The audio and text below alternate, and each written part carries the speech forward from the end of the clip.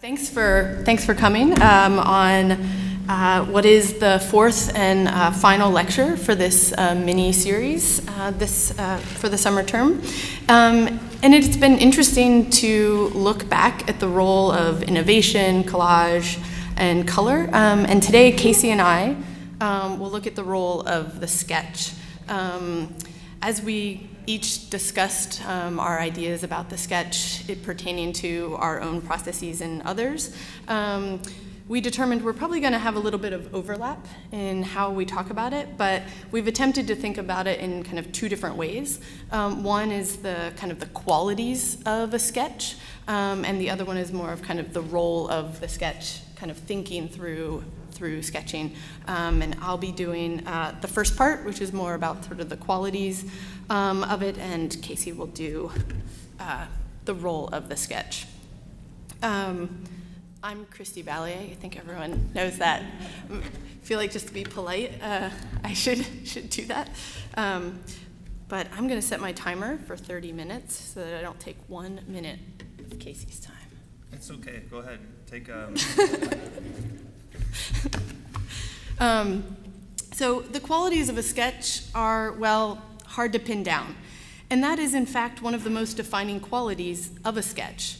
The way we use the term in architecture and related fields has an extreme range in meaning. Think whimsical doodle to the architect's SKA. In construction administration, this is usually a sketch that is requested by the contractor for clarification. The dictionary's definition, though, is a little bit broader and one that we'll use today. It's a rough or unfinished drawing, often made to assist in making a more finished picture, or in our case, building, later. This will be our jumping off point, but of course something could start as a sketch and become a drawing, or vice versa. Much of it has to do with context and intention. But a few qualities of the sketch I think we can agree on, at least for the next 30 minutes, are that it's related to quickness, either actual or the visual aesthetic related to quickness. It tends to be unfinished. The sketch tells only a part of the story. It is a partial representation of a current thought, observation, a dream for the future, or a memory from the past. The sketch evolves and means different things to each generation. In the late 90s, when I was in undergrad, it was very common to hear in the studio, as a bit of a badge of honor, "I don't sketch."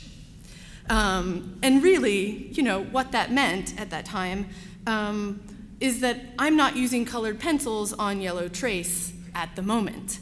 But of course, the role and aesthetic of the sketch is constantly changing. I think most designers lean on it in one way or the other. Like all other forms of representation, you select a way of working. Today, for various reasons, and in some part due to the development of VR programs that allows us to draw in 3 dimensions, there's a renewed interest in the sketch, and specifically the sort of gestural sketch. But today, as sort of particularly the first half of this, it'll be a bit more of a survey, a range of the types of sketches, from the hand sketch, the assisted sketch, and finally the virtual sketch. Virtual space the definition has been evolving, but I think we can consider it a space that manages a complex set of variables, that engages new concepts of gravity and incorporates factors of time and motion, and of course, the gesture. But let's first step back a bit. Let's look at sketch as discovery. For centuries, aspiring architects would travel to observe and draw ancient ruins and monuments. They were often collected in codexes that would then be viewed and redrawn by others. While not a sketch by our definition, they were also not meant to be accurate representations. Intentionally they lacked information and made leaps of interpretation what we would consider a form of a sketch. So for example, here we can see the sketch as an interpretation that is incorrect. This is the Pantheon, you may or may not have recognized, because it does not have any oculus at the top, right? So there's a sort of a level of interpretation. You often also see sort of multiple drawings and sketches sort of happening at different scales on the sheet to sort of capture the essence of the space than the actual accuracy. Or of course, some of the quite famous drawing, this one by Peruzzi, looks at things such as the Pantheon, which are not in ruin, and actually draws them in ruin to begin to kind of understand aspects of its potential construction and the sort of spatial connections of interior and exterior that you're actually not able to observe there. So while drawing and the sketch, you've already seen me do it in this lecture, can be interchangeable when we call it a sketch, when we call it a drawing, I think it is kind of important to look back at a moment when the sketch and the drawing became kind of distinctly different. When there was a move away from the drawing/sketch for discovery towards, let's say, precise control of data that could be copied over and over again. So, as most of us probably know, and as outlined well in Mario Carpa's The Alphabet and the Algorithm, particularly in the chapter Alberti's Media Lab, Alberti is credited with defining the role of the architect. That is, that architects do not make buildings, they make drawings. He defined the architect as the one that defines the data. So let's go away from the line for a minute and back to the point. Here, Alberti sort of designed many apparatus or apparati to kind of work through this kind of communication of data. But here we see Alberti's topographical survey for the city of Rome, which was recorded and published around 1450. Here, Alberti's transcribed his measurements in a form that is basically polar coordinates. The survey's map can then be transcribed by anyone. It should be noted here that there's two different kinds of points at this, in this mapping. The corners, which is a point that must be connected with a straight line, and apex points, which should be connected with a curved line. And as we know, architecture was for most of its history and still today heavily dependent on mathematics for the description of space. It has required architects to draw geometry and underlying mathematics. But of course today, the simplest of CAD software offers the opportunity for architects to draw and sketch without ever seeing the calculus-based aspects that underlie the program. But just one more small side step before we go back to the gesture. It's just to sort of look at how this sort of moved back towards the sort of the gestural. So here, if we look at Alberti's Sant'Andrea Mantua, sort of a high point of the Renaissance, we see this more as obviously an accumulation of parts, an emphasis on symmetry, proportion, geometry, and the regularity of these parts. Their ordered arrangement of columns, pilasters, lintels, etc., replace the more complex proportional systems and rather irregular profiles of medieval buildings. If we skip ahead a little bit, the Baroque, of course, loosens things up a bit. Here, a complex set of primitive volumes are tangentially aligned to produce a continuous surface. The relationships between these radial primitives rely on bilateral symmetry and tangency. The continuous contours of Baroque interiors are composed of segments of multiple discrete radial elements. And then comes the spline, a move away from the composite curves towards spline curves, moved us more towards where radii are replaced by control vertices. A spline curve is unlike a line or a radius in that its shape is not reducible to exact coordinates. The spline curve flows as a stream between a constellation of weighted control vertices in any position along a continuous series and can only be defined relative to its position in that sequence. the formal character of a particular spline is based on the number of control vertices influencing a particular region of the spline. We know this quite a bit. But the development of the spline towards architecture was sort of initially based on, or it was borrowed from kind of the boat building industry, where a topological surface here was defined, again, as a flow that hangs from these fixed points that were weighted here in the spline tool, which is where we get the word, where the word comes from mechanical drafting, a flexible metal or wooden strip was used to construct and approximate graphs as well, such as this, so looking at the spline on a curve. Okay, so here we are, back to the gesture, though. The spline certainly made its way into many offices, but probably one of the most famous is its way into and use by Saarinen, and particularly on the construction of the TWA terminal in 1956. And so here we can kind of move a bit back towards like the general definition of a gesture, which is defined as a movement that's part of the body, especially of the hand or head, to express an idea or meaning. We know this. Okay, so the rest of the lecture is going to be sort of looking at sort of sketches and how it's used in this first example, I think more conventionally as we understand sketch related to architecture, and then we'll move into kind of more contemporary ways of thinking about sketch. But when putting this lecture together, I had to think of Hans Hollein. I was in Vienna at the time when I was starting to put the lecture together, but of course I could have selected many architects of that era, but I was reminded of an epic 2.5-hour lecture that he gave in Vienna a few years ago. He started with kindergarten and he ended in 2011. I think it was one of his last lectures. And he spoke in part about the quality of observation in sketching. Like many before him and still today, he traveled early in his career to observe. This was, in his case, it was in the 1950s, and he would have been in his 20s. By his account, these observations were very poignant, and while the sketches were rough and unfinished, there was a specific aspect he was trying to capture.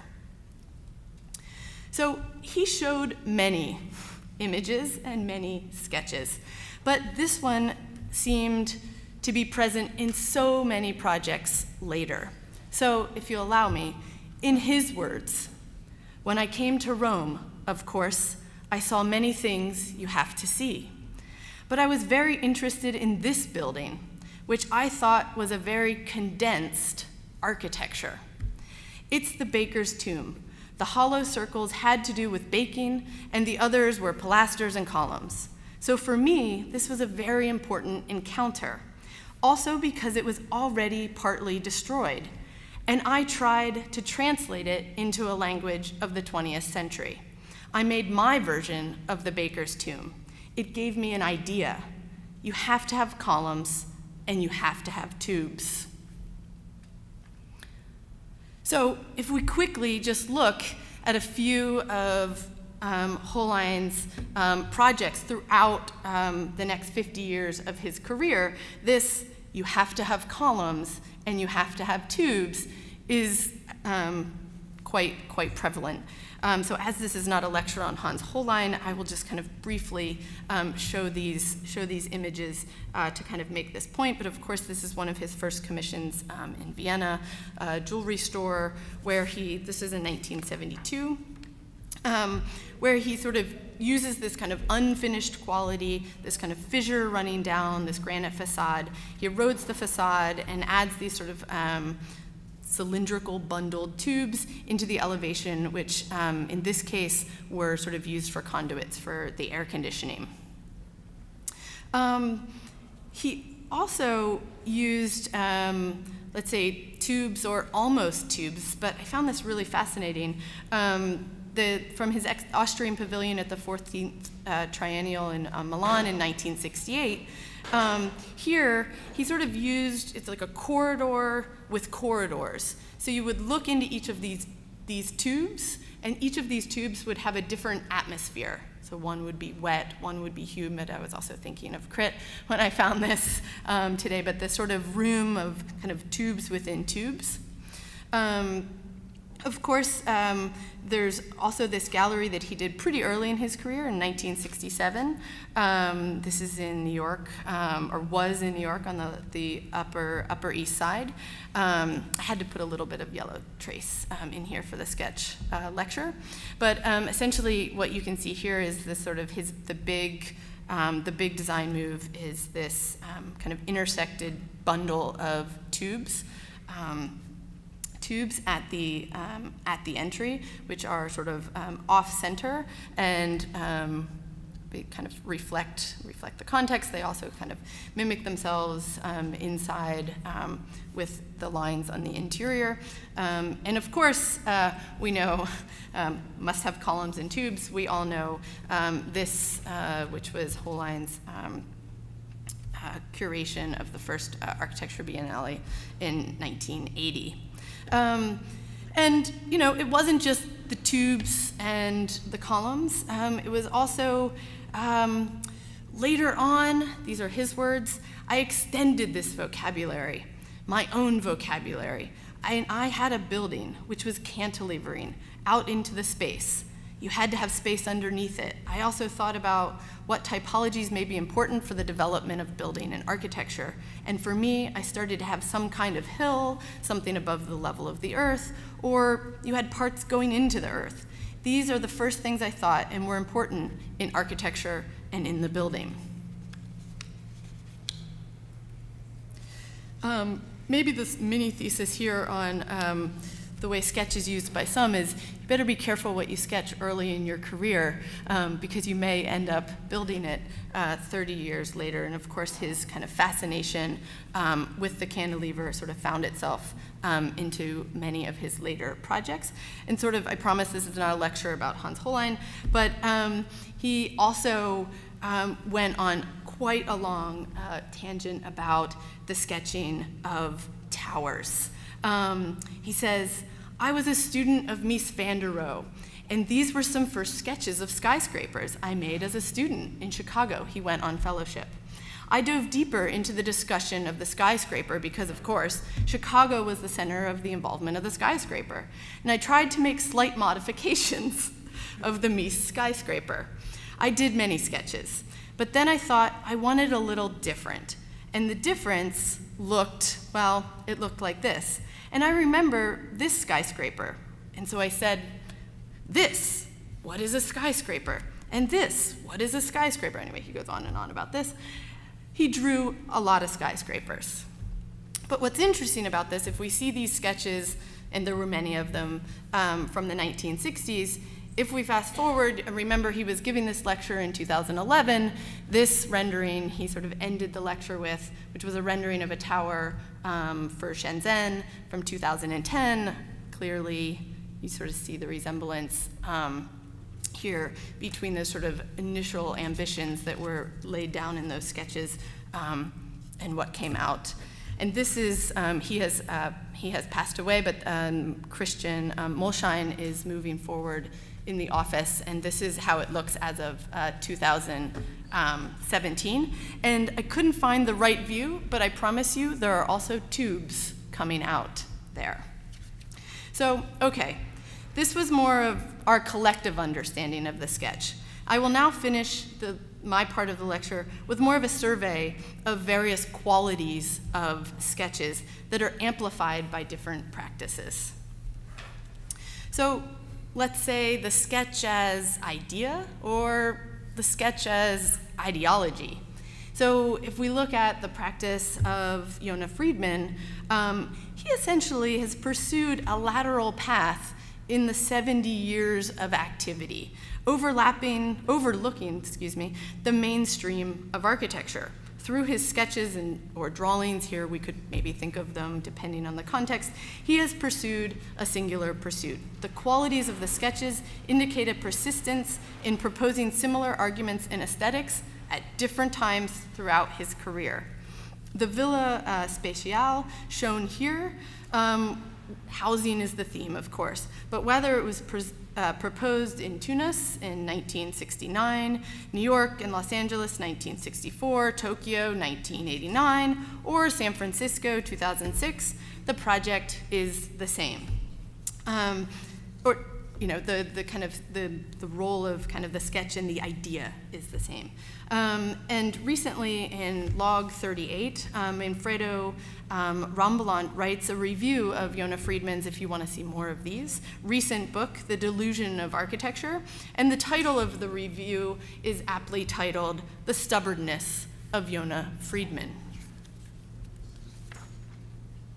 These are a few very recent kind of built projects. And of course, we could think of sketch as instruction. If we look at, again, I'm not sure what my fascination today with Austria is, but if we look at Erwin Wurm, he's sort of famous for, of course, his 1 minute figures, 1 minute sculptures, and they almost all were combined with the sketches that would go along with them. In these sketches, he gives instructions to himself, a model, or a member of the public. The person is asked to perform a certain action or to interact with an everyday object in a specific way. Falling somewhere between ephemeral sculpture, performance, and relational aesthetics, these incongruous or even absurd moments have been documented in photographs, drawings, and videos. I really love this one. Put your head in the sack and think of Freud. And then they have hundreds of them, all titled Freud's Ass, which were sort of based on these instructional sketches.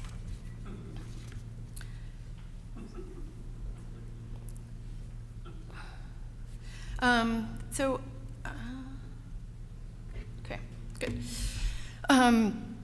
So this kind of the next way of working is maybe the one that gets closest to, I think, practices that are actually looking at the sketch and using the line as part of, and using the qualities that come out of the line, come out of the kind of gestural sketch and move into the work. The sort of qualities of the informal are part of the aesthetic of the end work. So of course we could, and this portion here, as with most of it, it's somewhat of a survey. It's not necessarily meant in any order necessarily. But here you can see Greg Lynn's Slavenhouse from 2009. Of course, here the kind of line is used to kind of rethink structural members, to rethink the kind of elevation and structure of the domestic house. If we move away from architecture again a bit, more towards architecture, the collaboration between Lucy McRae and Bart Hess often overlaps between their work with the body and architecture, the use of the kind of line or accumulation of line. And obviously this lecture is kind of oscillated back and forth between sort of qualities of the kind of gestural line and the sketch itself. And in this case, I think they move a little bit more even to the other definition of a sketch, which is something that sort of happens quick and live and is in a bit of a one-off and is sort of recorded in different ways. So here's just a few images, also sort of the idea of sometimes drawing on top of something. I thought this quote was kind of interesting from Lucy in 2012 when she was asked, where do your ideas originate? I mean, they do a lot of weird stuff. You guys are probably familiar. And she said, I'm inspired by experiences that happen in my immediate environment, and science is always at the root of this inspiration. My process and way of working is seeded by instinct, and my projects are primal responses to what is going on around me at the time. So I sort of think that quote and its connection to the way that the sketch is sort of readily available for these kind of impromptu immediacies of environments, I found interesting. Certainly other artists here, Thomas Gromas, this is just one of many series that he's done working sort of with the line, the thickness of the line, the layering of it. Of course, we don't have to look far. One of our very own, Ramiro's installation from 2012 for the SCI-Arc gallery called Go Figure is kind of working on the aesthetic of the line, the sort of, in this case, the kind of balance between the gesture and the tectonic. Again, that's sort of my reading. I wasn't here to exactly know what his reading of it is. And also, really not to look too far, would be Andrew Zago's contribution, or part of his contribution to the architectural imagination, the most recent Venice Biennale, where the sort of line is, in this case, sort of used to contain the volume of a market hall in Detroit. I still have 5 more minutes. Yeah, that's fine. Okay, I'm going to end the next couple. It's been getting lighter and lighter as we've been going on, maybe. And so the last couple categories are also ones that I think we're familiar with, but just sort of reminding us the idea of the kind of sketch as gesture for, let's say, translation. I'm sure a lot of you have seen this, but it doesn't really get old to me. This young, I think he's a 7-year-old Dom, sketches as many young children do, and his father then recreates using sort of digital techniques that we're familiar with to create those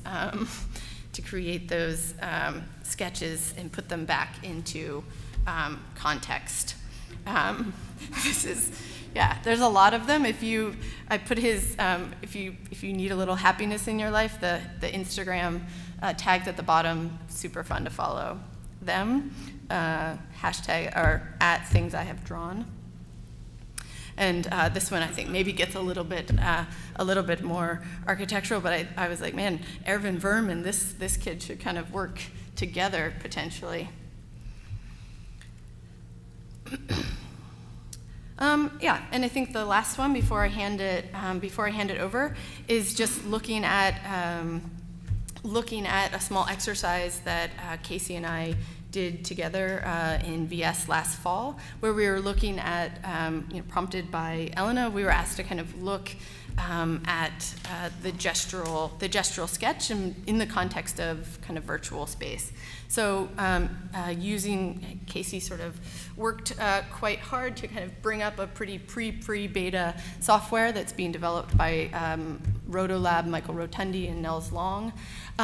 So that we could work with the students to kind of have a pretty one-to-one experience of a kind of a full-scale gestural drawing that then would be exported directly to sort of the physical artifact, which with kind of very little interpretation in between. So here you see the student sort of in Second Studio and the kind of direct output of that into kind of the quick rendering. And then the sort of physical model of that. And in this case, the drawing then came at the sort of very end as a very different role within the process. So, thank you.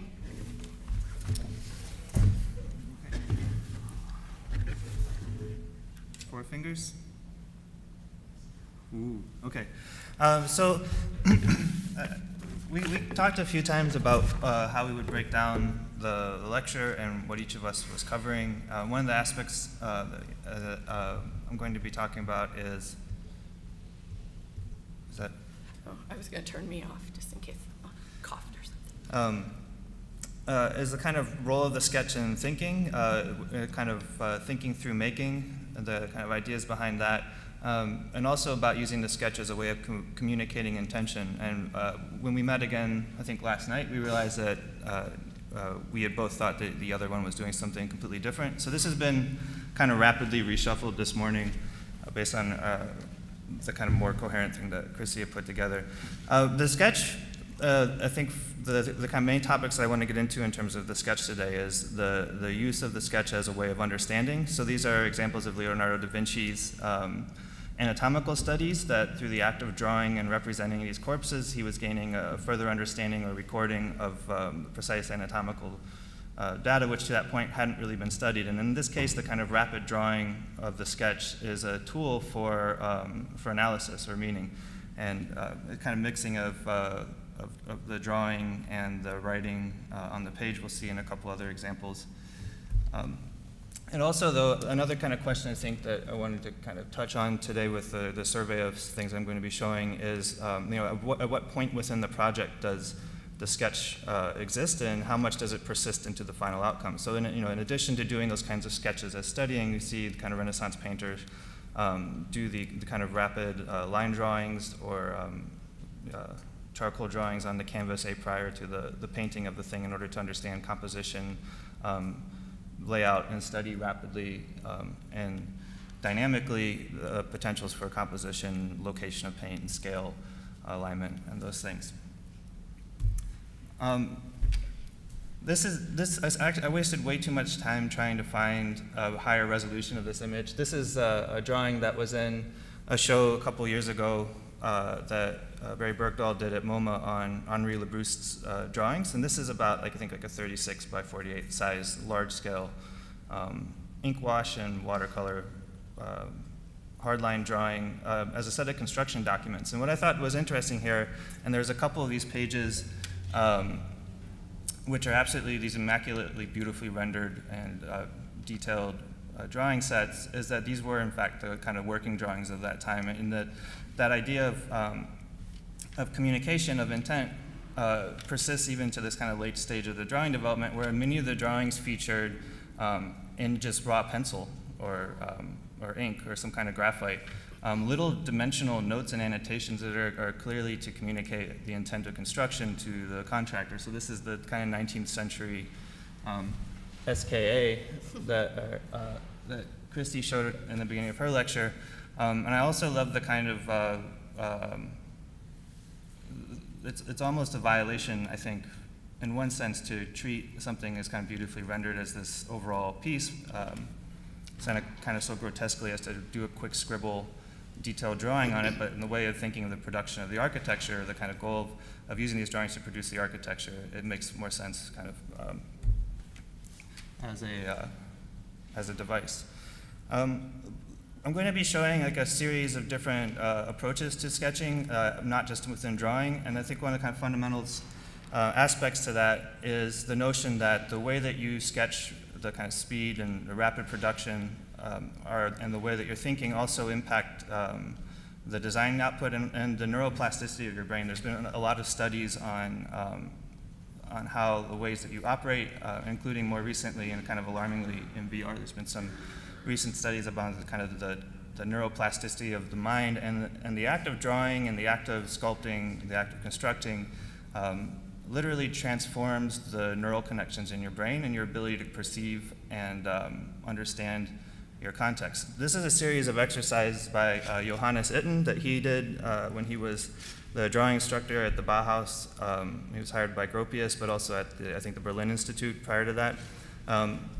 He had a series of exercises that were specifically trying to train the body and the mind together because he believed it allowed the student to have a more precise control or understanding and ability to speculate through the drawing exercise into the kind of final painting or the final artifact when he was training students. So the thing on the left is a drawing exercise where the students had to draw a mirrored graphic with both hands simultaneously. The thing on the right is the students had to draw kind of full-scale circles with their hands as precisely as possible in the air, which after last semester I'm beginning to think I'm going to have to, or last fall, I'm going to have to read a lot more about Itten.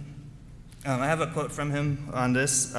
He's a kind of heavily mystical in his discussion of things. He was into a lot of kind of meditation and those things, so it was really hard to find a kind of precise analytical quote about, like he's not talking about neuroplasticity when he's saying this, but Itten says, for a genuine feeling to be expressed in a line or area, it must first of all vibrate in the creative artist himself. Arm, hand, fingers, last but not least the whole body should be infused with this feeling. Such a devotion to the work requires both ability to concentrate and a relaxed frame of mind. Brush drawing would never have reached the high standard shown here had the students not prepared for it with breathing, concentration, and relaxation exercises. Superficially fixed seeing, fluctuating thinking, and deliberate acting must give way to inner vision.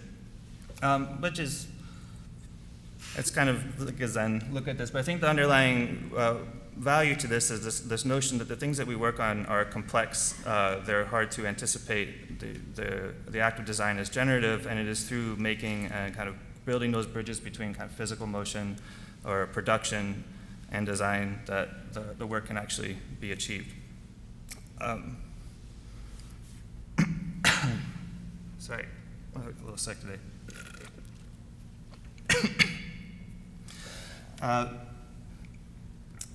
In going through trying to find sketches, we were talking about doing a kind of survey of the kind of pairings of sketches in relationship to the final production of an architect.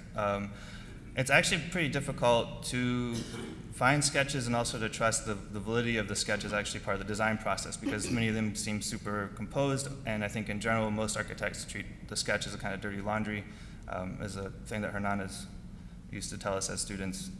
We weren't allowed to show kind of process drawings and things because it was like our dirty socks and no one cared about it. So I think when you do find a sketch from a designer, very often I'm suspicious of it as a kind of thinking drawing, because there's always some, I think, composition to it before it's published. Lebbeus Woods was someone that I thought was kind of good to touch off on this, though, because there is a kind of wealth of his sketch content. And he writes about the drawing, he has a quote about why he chose drawing as the medium for his sketching. It says, "They are the instruments of spontaneous experimentation, fluidity of thought, mobility of invention. Unlike models, drawings can describe an immense range of scales with subtlety, and most of all, drawings are fast. This is important because the architect's work should not, by virtue of too arduous labor, become an end in itself. All effort in projection aims at realization in building and thus in living. This aim cannot be compromised by the fact that not all of the architect's projections will, can, or should be built." And I think also within his work, and this is starting to set up a kind of range within the survey, there's a very direct relationship between the quality of the sketches and the quality of the output. You can see like on the right, which is I think a sketch that has started to become consumed by a more rigorous overlay. And on the left, there's the character and the embedding of the sketch persists throughout the kind of final project. Also within a relationship, Dwayne's work, Dwayne had a short piece that he wrote for, or Dwayne Euler had a short piece that he wrote for the SF MoMA exhibition of Lebbeus's work, where he also talks about the necessity within the office that very little was spoken or communicated, but everything was communicated through the kind of drawings that were going back and forth and the interpretations of intent from those drawings. So in this case, the sketch not only served as a kind of an initial work-through or generator for qualities within the piece, but also as a way of communicating complex ideas or intentions between members of a team or a group. These are 4 slides from Dwayne Euler's Instagram account, which is probably the best sketch Instagram account that you can find. But I liked it because it kind of also set up a nice range again about the kind of the stages within which the sketch occurs in the design process. On the left, he has a sketch which is clearly a kind of generative and experiential drawing to pull out or tease out some sorts of visual or aesthetic effects or material effects that are clearly not a project yet, but are maybe the generators of a sensibility. And the one in the middle is using the sketch to think through and communicate a connection or resolve a more small scale and localized part of the project. I'm assuming far later in the production of the design. And then sitting in the middle of that is the sketch, which is more literally translating to thinking out the form of the project on the right. And again, he's really good at sketching, but I also am suspicious of the kind of consistent placement of the glasses, like how much choreography and composition goes into the display of the sketch as a kind of act. Whereas another architect that you can find a lot of sketches from, or seems to be pretty open about showing them, is Alvaro Siza. And on the left, there's a certain plausibility to me about this page in terms of its thinking. It's clearly iterative, rapidly moving through different views of the project. And what I think, at one point I was trying to build up a thesis for this lecture about how the medium of sketching and the technique of sketching translates into design. I think in Dwayne's case, that's very clear. He works largely with a black ink on a line. and the work itself, the design that comes out of it, is highly driven by kind of vector, line in space, and kind of like a three-dimensional hatching. So it's a really clear parallel. Whereas in Caesar's work, the quality of the sketches, I think, is, while they kind of presage the forms and organizations of the material on the right, there's a very clear departure in qualities between the way he's thinking on the left and the thing on the right in terms of just the kind of resolution. So for him, it's much easier to see the sketch as a kind of thought process. It's as Kristy and I were talking before this, and she mentioned it's about kind of removing a certain amount of precision or information from the drawing in order to accelerate the thinking process. And we're seeing like a greater departure between the sketch and the final piece in this case.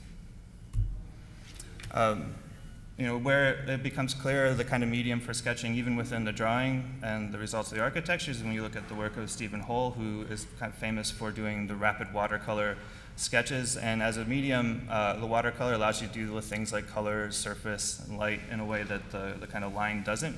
So that's clearly legible in his works, where he's almost attempting to achieve a phenomenological effect that parallels or the medium with which he's been sketching with, and those things have a very clear relationship. And then, back again, maybe even further from the spectrum, at least in terms of drawing, is the Frank Gehry sketches, which are kind of now famous because there's been a series of shows on them. The rapid napkin sketches, which are highly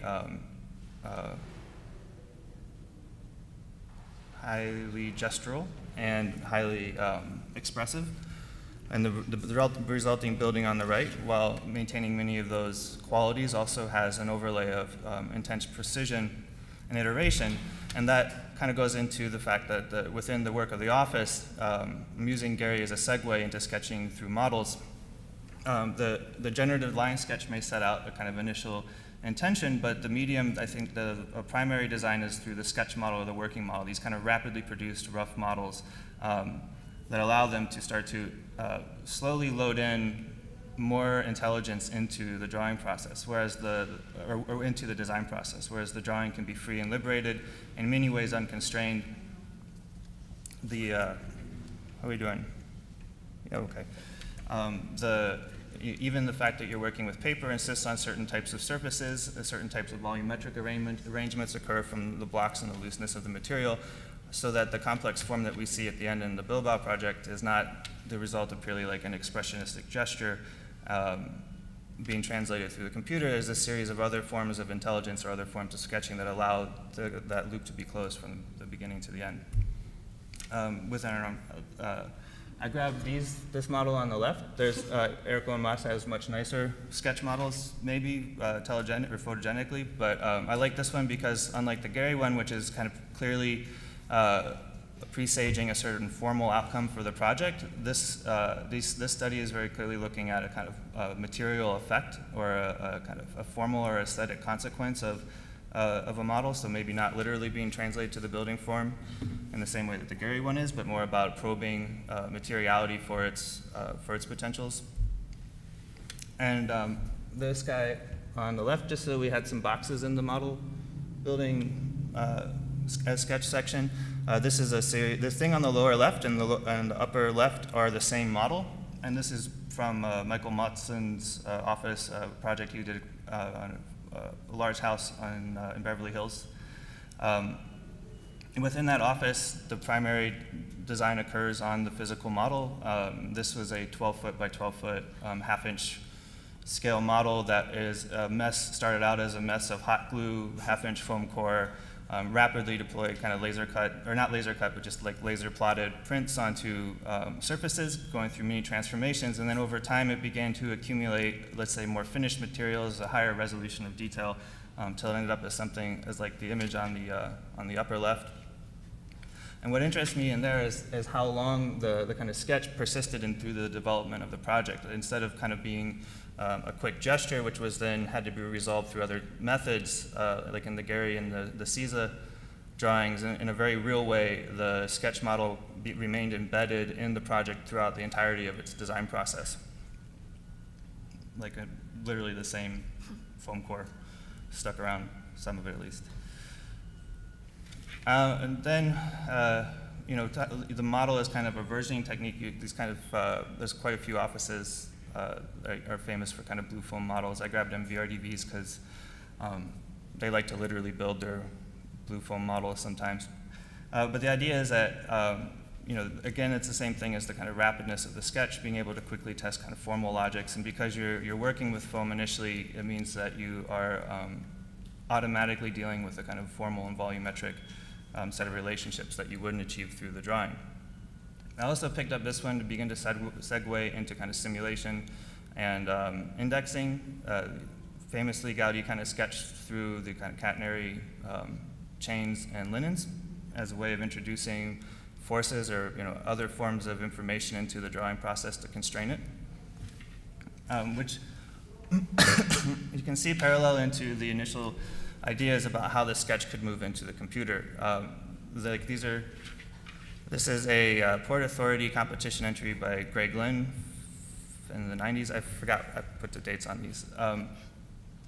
But the sketch started to take on a different character as they moved into using animation software.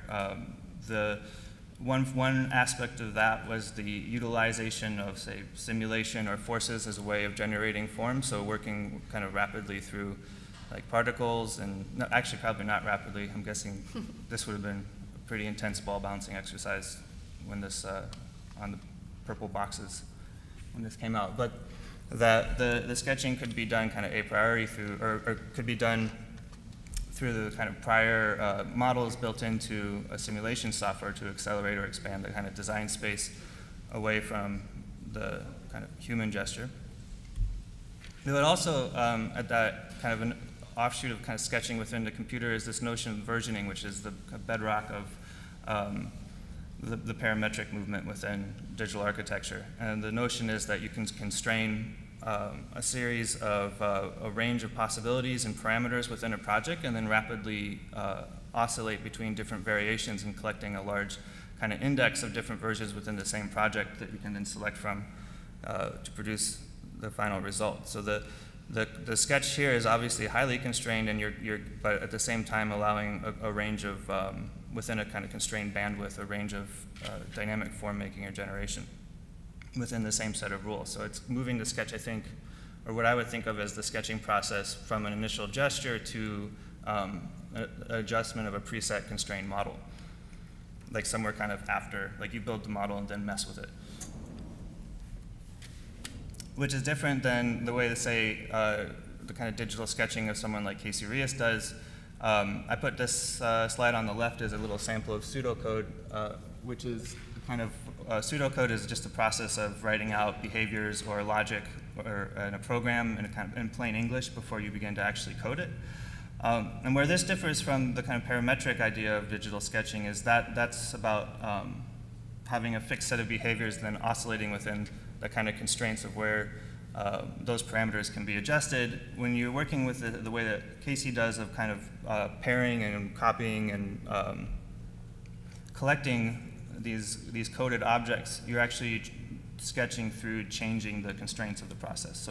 So each time you manipulate or add in a component, it actually changes the entire problem, which produces the kind of nonlinear production that you see from his work, or that you see from there weren't a ton of firms that do this type of thing in architecture, so I grabbed this guy. But again, the persistence of these behaviors is not so much about, it's almost more like the Maltzan model, where an initial study on flocking, kind of in a very abstract way, you slowly add into the code more and more constraints over time, and that sketch persists into the final piece of architecture.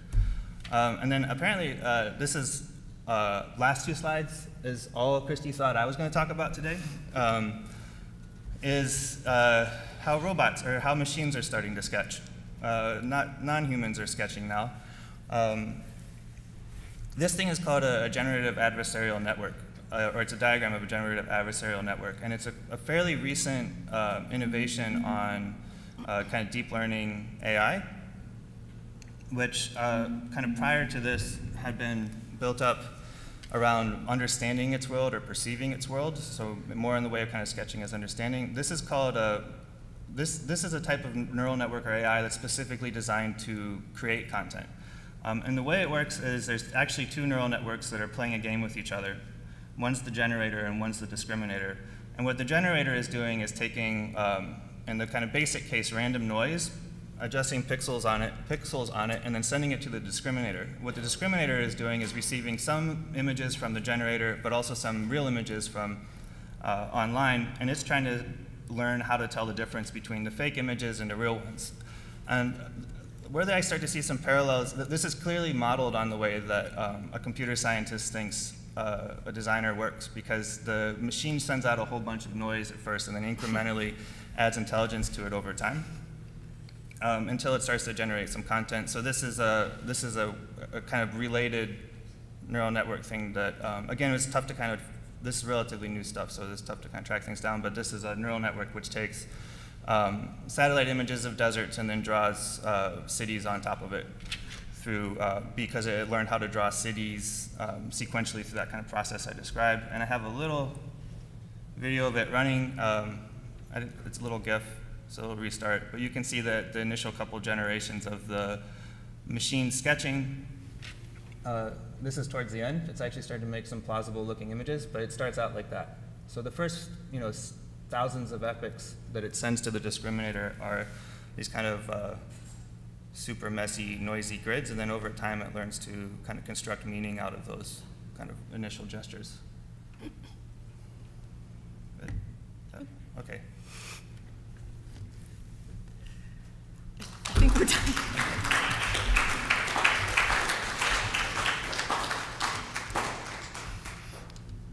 Cool. Any questions? Discussion? Popsicles? All right, let's do Friday. Thanks.